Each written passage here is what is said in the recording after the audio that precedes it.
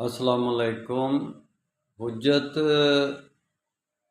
Part 7 میں جمہوریت کے بارے میں بات ہوگی۔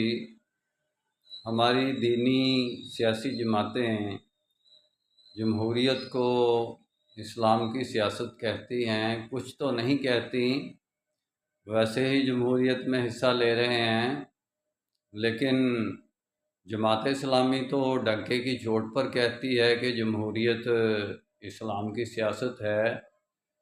آپ لوگوں کو پتہ ہے کہ جمہوریت ایک الگ نظام ہے، اسلام کے مقابلے میں ایک اسلام کے مخالف نظام ہے کہ جس کو ہم جمہوریت کہتے ہیں۔ وہ نہ صرف اسلامی ممالک میں اس وقت قائم ہے وہ نظام، بلکہ ٹوٹلی ورلڈ پر پوری پر وہ جمہوریت کا نظام قائم ہے۔ اگر کوئی اس نظام پر نہیں چلے گا تو وہ اتنا اسٹرانگ نظام ہے، وہ اس ملک کو سیویلائزڈ کلچرل یعنی کہ کنٹری کے طور پر تسلیم ہی نہیں کرے گی اقوام متحدہ۔ اگر آپ جمہوریت کے پیٹرن پر نہیں چلیں گے، ڈیموکریسی کے نظام پر نہیں چلیں گے، یعنی کہ جتنے بھی ازم ہیں ان میں ڈیموکریسی ایک باپ کی حیثیت اس وقت رکھتی ہے، اور مولانا مودودی جیسے شرطیہ مٹھے یعنی کہ بندے نے اس کو کہہ دیا کہ یہ اسلام کی سیاست ہے۔ بھئی اگر یہ اسلام کی سیاست ہوتی جمہوریت، تو سارے کے سارے 90% جو غیر مسلمین جمہوریت کے نظام کو چلا رہے ہیں تو وہ کیا مسلمین ہیں؟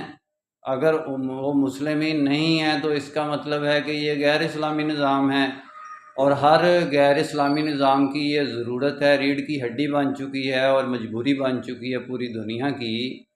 اگر آپ پاکستان کے اندر الیکشن نہ لڑیں یا جمہوریت کے بغیر کسی اور پیٹرن پر گورنمنٹ قائم کریں تو اقوام متحدہ آپ کو تسلیم ہی نہیں کرے گی کنٹری کے طور پر پاکستان کو۔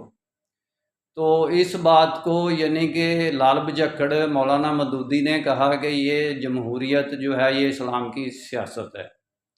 دیکھیں 1,24,000 انبیاء رسول میں سے کسی نے جمہوریت کے طریقے پر اسلام کی سیاست نہیں کی۔ اسلام کی سیاست اسلام والمسلمین کے پیٹرن پر ہے۔